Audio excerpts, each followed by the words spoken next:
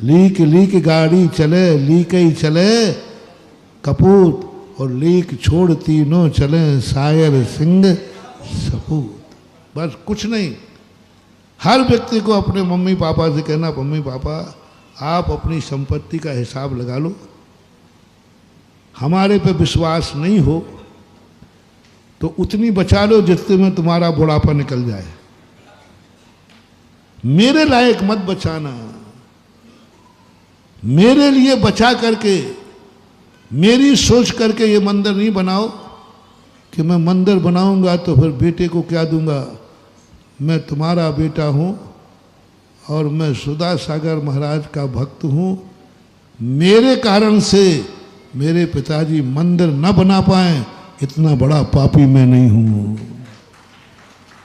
ठीक है मैं अपनी कमाई से मंदिर नहीं बना पाऊंगा, ठीक है मेरा पुण्य इतना नहीं है, मेरे भाव इतने नहीं है कि मैं मंदिर बना सकूंगा, लेकिन इतना निकृष्ट भी नहीं हूं कि बाप मंदिर बनाना चाहे तो मैं उसे बनाने नहीं दूंगा। इतना निकृष्ट भी नहीं है। तुम मत बनाना, लेकिन बाप को छूट दे दो। कह दो पिताजी आप अपनी संपत्ति थुवन क्षेत्र में बहुत विशाल मंदिर बन रहा है, बहुत विशाल नंदीश्वर बनेगा, महाराज के पास जाओ और जितनी तुम्हारी संपत्ति हो उसमें जो सेट हो जाए, है ना, जितने में सेट हो जाए वो आप कर लो। मुझे बड़ी खुशी होगी कि मेरा नाम सपूतों में आ जाएगा, मेरा नाम। और पिताजी कहा नहीं बेटा तू लगता है कि प्रवचन सुन के आ गया होगा।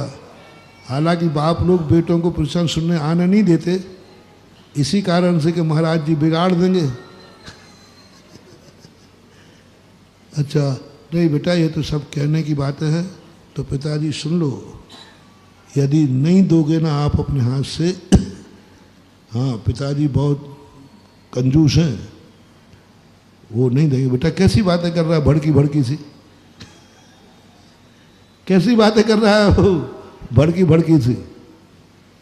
तो पिताजी कान खोल के सुन लो, आप दे दो, आप महाराज के पास पहुंच जाओ और थोबन जी को अपनी संपत्ति दान में दे दो।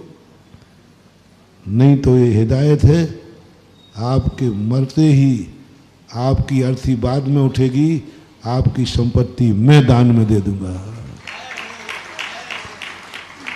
आपकी अर्थी बाद में उठेगी। होता था ऐसा पहले, अर्थी उठने के पहले लोग कुछ ना कुछ तीर्थ क्षेत्रों को आप नहीं देते तो आपकी प्राण निकलते ही आपकी अर्थी बाद में उठेगी और हम घोषणा करेंगे कि हमारे पिता की जो संपत्ति है वो हम दर्शनोदय तीर्थ क्षेत्र थूबन जी को देते हैं। आप अपने हाथ से दोगे, आपने पाप किया है, आपके पाप धुल जाएंगे, नहीं तो मैं दे दूंगा तो सही। ऐसे पिताजी बेटे हुए हैं, नाम नहीं बताऊंगा। एक पिता ऐसा बेटा हुआ है, पिताजी से खूब कहा उसने, मेरे ही भक्तों में था, नहीं दिया। आरती होने के बाद उसने पूरी पाई से हिसाब करके पिता की पूरी संपत्ति दान में दी, और ये कह के दी कि मैं पापी हूँ, मैं रागी हूँ, मैं दोषी हूँ, मैं अपनी कमाई से जिंदगी के ऐश करूँगा, इतना निकृष्ट नहीं हूँ कि पापा की कमाई को मैं संसार में काम लूँ। पापा पूज्य थे तो पापा की कमाई भी पूज्य में थी, ये तो पूज्य कार्य में ही जाएगी।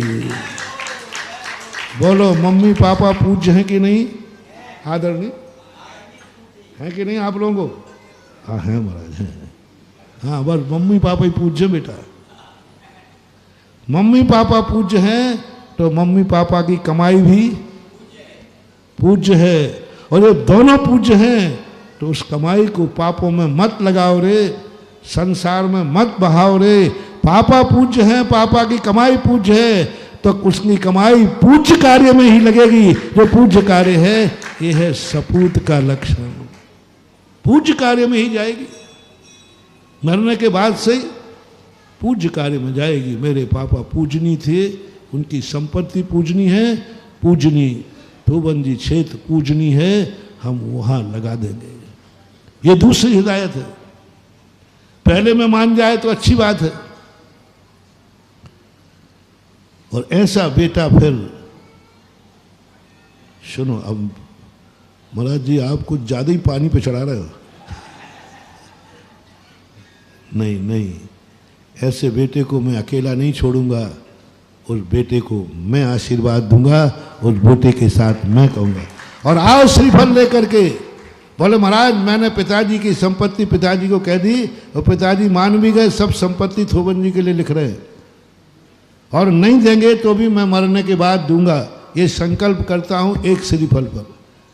दूसरा श्रीफल आना, बोले महाराज जी अब हमारे पास कच्छू नहीं बचो, अब हमारे पास जो था सब दे दिया, अब बस आप सहारा हो, आप आशीर्वाद दो कि मैं कुछ नया धंधा शुरू करूं और अपनी खुद की कमाई खाऊं, फिर मैं आशीर्वाद दूंगा बेटा। बाप तो शेर था, बेटा सवाया शेर निकलेगा। तुम करो तो सही ऐसा बलिदान, फिर देखो तुम्हारे पास सिद्धियां कितनी होती हैं। गुरु तो साथ क्या, भगवान भी तुम्हारे साथ हो जाएगा और तुम्हारे लिए वो रास्ता दिखाएगा कि तुम सोच के दंग रह जाओगे। तुम्हारा बाप सोचेगा मैंने कभी इतना नहीं कमाया जितना बेटे ने, बस तुम्हें त्याग करना पड़ेगा। उम्मीद रखूं कुछ ऐसा हो पाएगा। महाराज थोड़ा सोचने का मौका दो जल्दी, क्योंकि तुम आप बोलते ही ऐसा हो कि हमें दिन में तारे दिख जाते। अब बड़ी आशा से तो पापा के मकान को देख रहा था कि चलो पापा की संपत्ति है, थोड़ा बहुत तो रहे, और आपने निपटा दिया। सोच लो, नहीं मैं सपूत का लक्षण बता रहा हूं। अपनी शक्ति को पहचानो। वो तो उदाहरण दिया था, अब मूल घटा रहा था। जब तुम्हें अपनी शक्ति पर विश्वास हो, गुरु की शक्ति पर नहीं, भगवान के भरोसे नहीं, मैं व्रत पाल लूंगा, मैं मुनि व्रत पाल लूंगा, जाओ साधु बन जाओ, कल्याण हो जाएगा।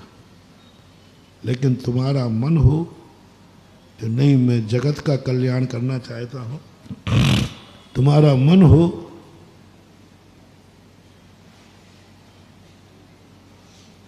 मैं ही धर्मात्मा नहीं, मेरों को भी धर्मात्मा बनाओ, मैं ही अच्छा नहीं बनूं, सारा जगत अच्छा बने, मैं ही सुखी नहीं रहूं, सब सुखी रहे,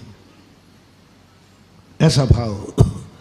मैं ही धर्मात्मा नहीं, सब धर्मात्मा ने, मैं सुखी नहीं, सब सुखी बने, सब सत्मार्ग पे चले, सब अच्छे इंसान बने, सबका जीवन खुशहाल हो।